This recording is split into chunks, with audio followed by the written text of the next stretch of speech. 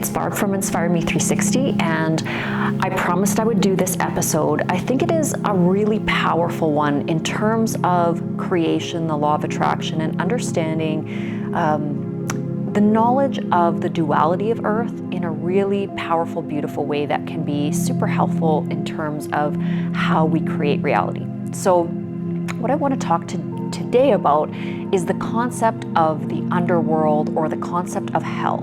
Now, of course, there's teachings all over the world that teach about, the fire and brimstone and this scary place that you will descend to if you do terrible things. Is that correct? Is it incorrect? What does that mean? So, in a sense, yes. Again, everything is a calibration of our thought forms, and our thought forms become our actions. And if we do things that are not good in terms of, being kind to others, wishing well for others, if we're jealous, if we steal things, or if we hurt others physically, any kind of attack, certainly the quantum field, the matrix, whatever you want to call it, will really mirror that back to us in terms of we're going to see a lot of what we send out be projected back to us, and that can be quite difficult, especially if what we're projecting is a very low vibration or a low vibratory field in terms of, the thoughts that we're creating, and therefore the actions that precede those thoughts. Now, a lot of us were brought up being taught that, we don't want to do this or we don't want to do that because we don't want to go to hell, or we're afraid of the judgment of a higher power or a higher consciousness. And in a sense, that's correct, but it's kind of incorrect as well. So there is a higher consciousness, there is a collective consciousness. We are part of the Creator is part of us. Everything is always learning, everything is always recalibrating, and that is the beauty of being on the threshold of creation. Now, if we are a part of that creation that is creating very low thought forms, attack thought forms, and basically spiraling the energies, specifically of planet Earth, into a lower vibration. So war, famine, hatred, judgment, really division. So, we see that in cultures. One culture pitted against another culture, one race of people thinking that they're superior, even sexes, men being above women. Any of these things are very low vibrational thought forms, and they divide us and they tear us apart, and they lead to a lot of destruction and chaos. Well, what do you think hell is? It is chaos, it is distortion, it is attack. So again, understanding the karmic cycles, understanding the incarnation cycles, understanding why, possibly dogma and religion may have really limited human consciousness to the idea that there's, you only get one life. That's also extremely kind of scary in the sense of, oh my goodness, I have this little tiny window, and then poof, I end up becoming nothing. Well, that's absolutely inaccurate. And at least some of us, across the different periods of time, there were many teachers that came to give the information that there is certainly a lot more than just this lifetime. The Bible, all of the great books, they also talk about the fact that there's life after death. There is more than just this life. But when we're in this three-dimensional reality, it really often feels like it's so hard to conceptualize some sort of existence without the 3D mechanical body that we do feel it almost a little bit removed from ourselves. So in a way, it can kind of stunt our growth in a certain fashion. But what I want you to understand is it's actually not stunting our growth to not know all of the wisdom and all of these little nuances of creation. It actually leads to a beautiful new type of energy, and that's what Earth is doing. Earth is creating that really cutting edge, new aged energy, because it's just so fresh and it's so unencumbered. There's just nothing of, the previous teachings really encumbering the minds here. And because they don't know who they are and they don't have that direct connection back to source, how, whereby many of the other planets other solar systems, other intelligent life very much do understand the connection to source, it sometimes can taint the creation process so that it's not as visceral.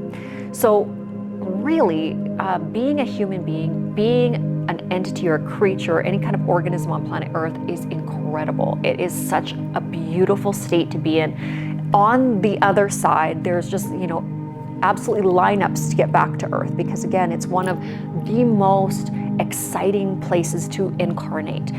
But again, it is time for a little bit more of the teaching to kind of reintegrate itself into the collective consciousness, and that's what you're going to see so many teachers in this, what we call the New Age, but it's just the current age, nothing specifically new about it. We're coming out of a cycle of a lot of darkness. So the last 2,000 odd years was a very dense cycle. When you look at our galactic alignments and you look at where we have been traveling in the solar system, we're the farthest away from our core source. So again, the farther away we are from our source, the less that basic internal energy gets to us and can travel to us as receivers here on planet Earth to delineate that information that's coming to us from the core.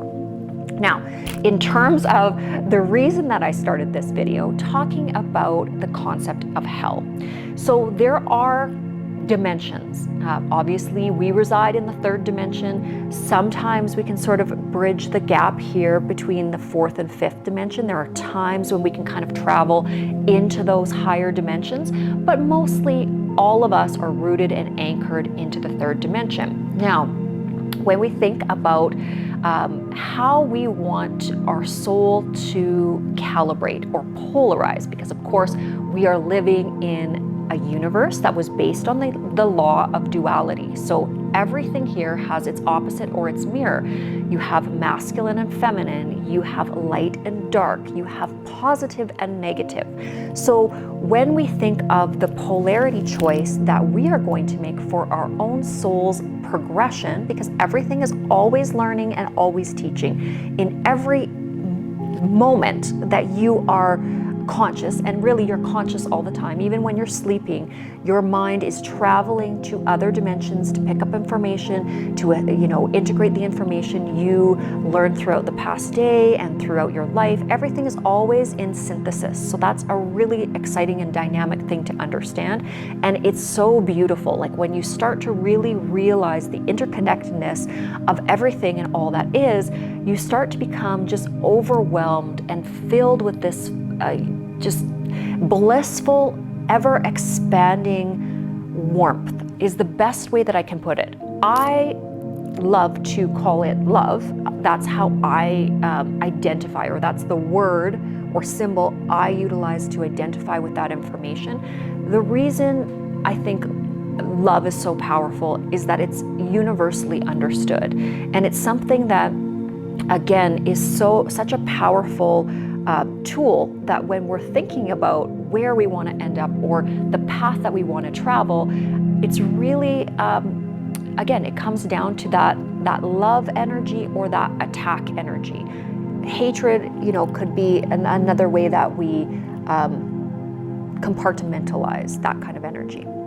So with the densities, when we think of third density, which is our material body and where we are residing right now, we can start to move up or change our reality in terms of the dimensions, densities that we are existing in. So as we start to polarize in one direction or the other, so you have to think, if you are more service to others, if you're giving, if you are extending, then you are polarizing to the more positive path, the positive polarity, okay? And that just means that you want to help others, that everything within you is about giving and extending, and that is in line with our source. So if we think of the sun shines, it has nothing that it expects back from us. It just loves radiating its energy out and seeing the manifestation of life that blooms in front of it. That's going to be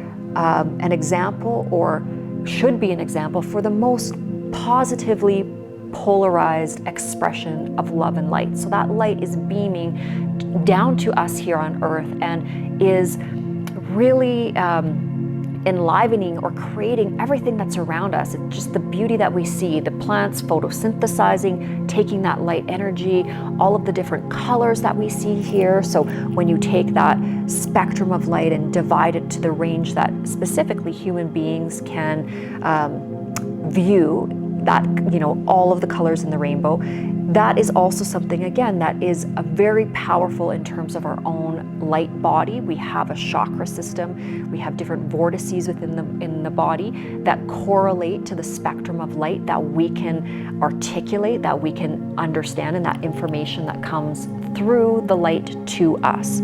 Okay. Now, there's another path that you can take. It is a far more difficult path, but it is still a path of learning, and that is the service to self path. And we would coin that the negative polarity. So that's the polarity that generally in traditional dogma you would think of as the dark energy. Okay, so if we talk about hell, or after you would pass away, or you no longer are incarnated in this three-dimensional vehicle, that you would go to hell. Well, sort of. It kind of works like that.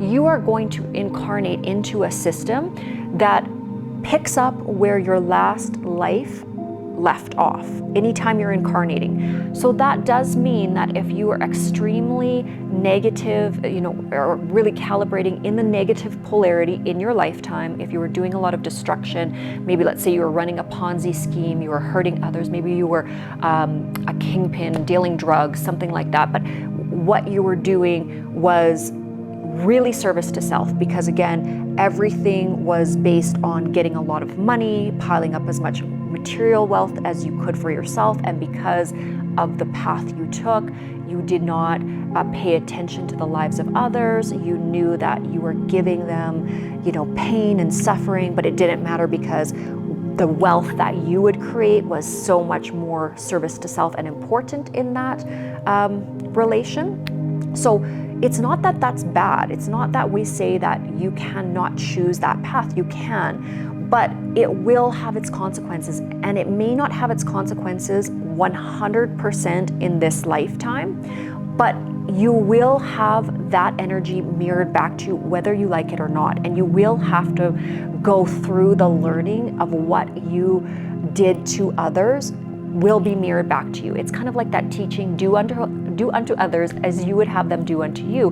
Now, that is a beautiful teaching, but it's also a very poignant warning, right? What you are doing to others will come around through the quantum field, and you will experience that same energy. And because of the law of magnification, and the law of magnification exists specifically for our soul's learning, because the way we learn a lesson is by it being magnified to us through the mirror of the third dimension. So again, that you are exactly where you need to be. Everything that is happening to you is 100% a divine gift.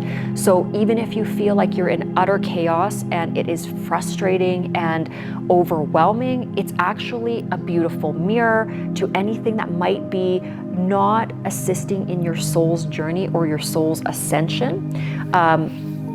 And you do want to be a little bit conscious that if you're not wishing to have the next leg of your journey, when you no longer have a three-dimensional body in a very dense existence, because there are a multitude of other planets and other dimensions that exist. Obviously, we know that we have a multi-dimensional universe and there are multiverses, so you can go so many places that, again, with the beautiful bubble of the veil of planet Earth that we live in, you're not going to be conscious of all of those at this point in time.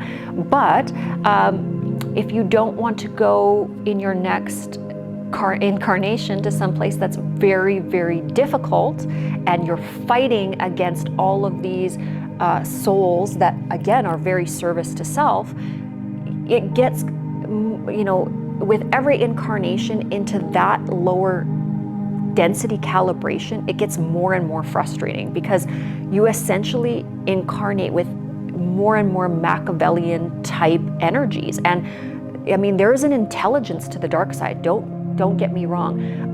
The dark side is very powerful, and it's also something that calibrating to the light, we're not in disrespect of the darkness. We're not fighting the darkness, and the darkness isn't fighting us. Like, that's the other thing that I think human beings don't understand. We all agreed to this in the beginning. The light and the darkness originally was one unified field. So when we decided to create a universe in duality, we're very much in agreement with the fact that there would be light and there would be darkness, and that is that yin yang energy. That is the polarity that we experience, and that is how all that is learning. We're learning in this universe through the mechanism of duality, through the mechanism of light and dark. And so if you are an entity or a soul that calibrates very much with the darkness, that's also okay. I mean, nothing's judged in that sense. Like, there's not like Charlie and the Chocolate Factory, you know, when they're talking about the golden eggs and that there's a meter that's like good egg, bad egg, you know, and there's a whole bunch of judgment in that. Kind of, but it's like, it's self-judgment. It's calibrated within the quantum field, so there's really not a judgment other than the judge within yourself. And so, like, our creator doesn't have time. I don't know if that's the right way to put it. Our creator, or the creative source, is pure light, love energy. It is so beautiful and so powerful. It cannot even articulate judgment. It cannot exist within in all that it encompasses. So as it kind of separates itself out in terms of the sparks that it lets out, and the way that I can most accurately teach it through spiritual sight, or my spiritual sight, the way I see it, it's like flashes of light. So every soul is like a beautiful beam of light that kind of comes from the creative source.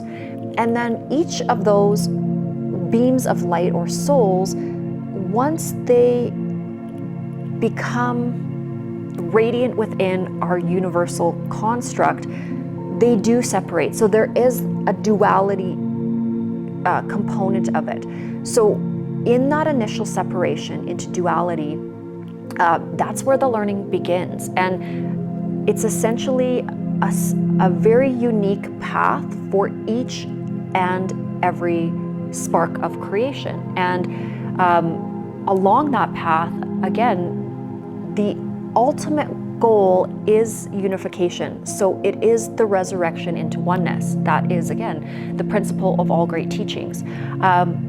And with the negative polarity, and again, I'm not ready to teach or to delineate the entire process of the negative polarity at this point, because once I get to that lesson, I need to bring in a lot of scientific evidence so that it is understood in the language of science, because I don't want it to get distorted. So in this video, all I want to really teach is that it does exist in a sense. It's not a path that I would take, service to self or the negative polarity. It's not an incorrect path, because it does yield extensive learning for the entire universe in terms of duality, and that was agreed upon from the beginning. So if we understand all of those layers, it can bring us a certain amount of peace, and that, again, peace, joy, bliss, and love is really that equilibrium that all souls want to eventually find. It's kind of the sweet spot of existence and the sweet spot of creation. So again, hopefully this video was helpful for you. If there was anything that was a little bit outlandish or something that you couldn't understand, please ask questions. The best way to learn is always to ask a question. If something doesn't make sense, it's my role and job and passion to explain it as best I can. I also feel that the best way to explain anything in our global environment is through the mechanism of science, which I will do my very best to do as these episodes continue. Because again, it's a universal language. If we can all understand science, we can all see that it's very credible and provable, and it takes us out of that paradigm of using metaphors and dogmatic ideology to teach. That was something that happened, in ages gone by, and it was mildly effective to some degree. But again, when you teach in code and when you teach in metaphors, it's not always as easily understood. So again, thank you so much for joining me. I'm Barb with Inspire Me 360, and have a blessed day.